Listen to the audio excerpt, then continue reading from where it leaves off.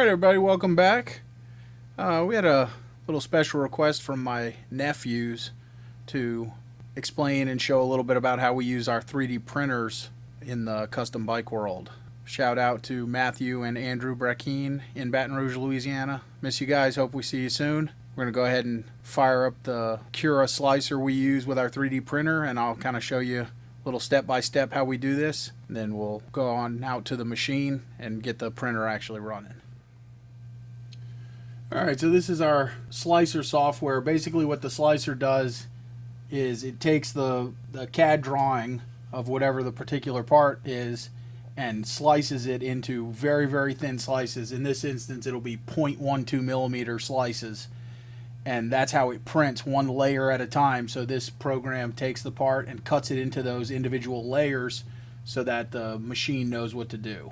We're going to go ahead and open up our file here. This particular part we're working on, it's actually a replica taillight lens for a customer of ours that's building a replica of the Billy bike from Easy Rider.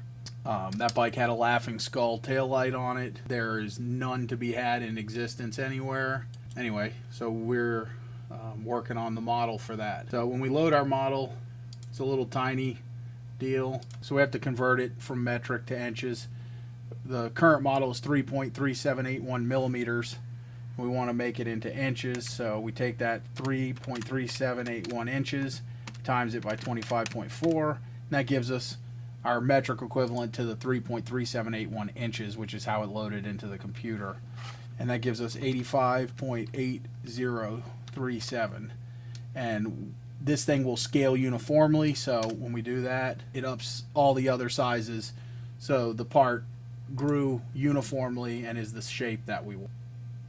This, lets you spin it all around. You can see this is the ring that's going to mount into the housing.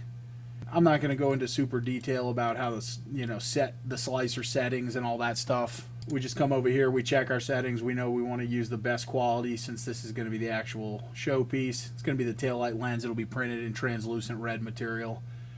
We want the infill to be rather light because we want light to shine through it good, and because we have this overhanging jaw, we need to generate supports,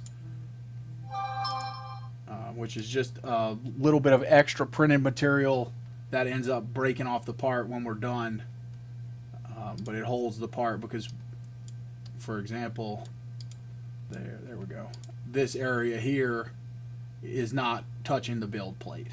We're going to go ahead and hit slice. Takes a minute for this program to do it. And it tells us, so we're going to have 15 hours and 45 minutes of print time, and it's going to use 74 grams of printer filament. And then we can hit this preview button here. Processes this, and you can see it's going to be 604 individual lines or levels printed. And I can take and run this down, and you can kind of see how it just will start off on that one layer and build all the way up to the finished part. So we're going to go ahead and save this over to our micro flash card. We'll take this little card, load it into the 3D printer, so we'll head over there. Alright, so we're going to go ahead and get our printer going. These are Ender 3 Pros that we use to do our printing. They've been modified somewhat, glass bed and a couple other little modifications. I also use hairspray on the glass bed. Just helps the print adhere. So once we load our card in, we come over to the screen here. We're going to find our program on the card and start the printing.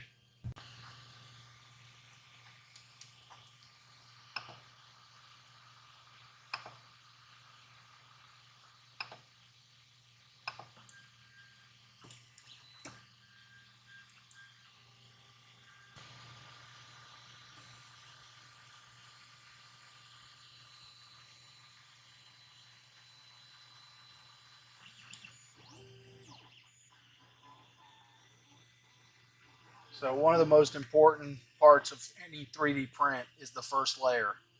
If you get the first layer onto the print bed nice and smooth, the print usually comes out successfully. So I always stand and watch as the first layer goes down just to make sure it sticks good and we don't have any problems. You know, you get a failure, you go home, you come back in the morning, you just have a bird's nest of melted plastic all over the place. So that's always a good time.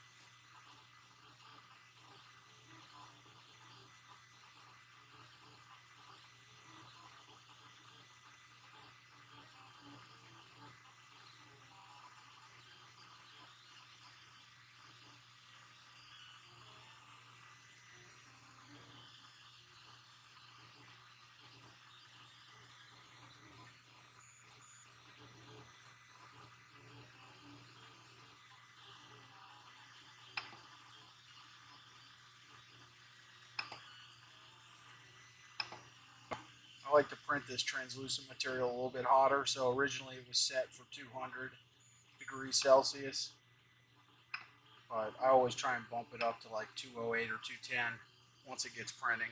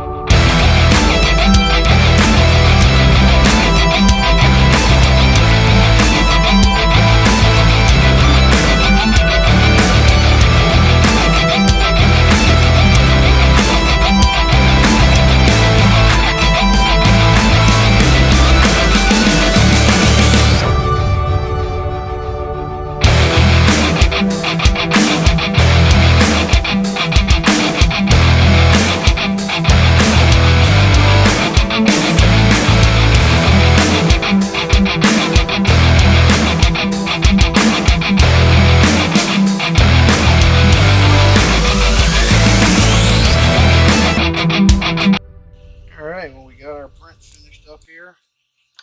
Go ahead and get it popped off of the base.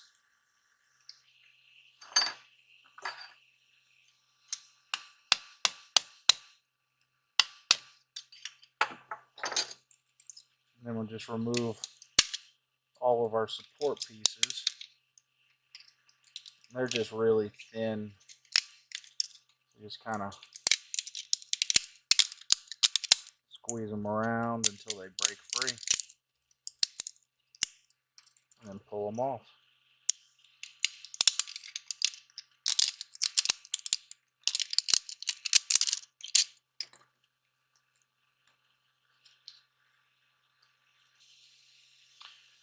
There we have it. Really cool 3D printed Laughing Skull tail ends for the Billy bike from Easy Rider.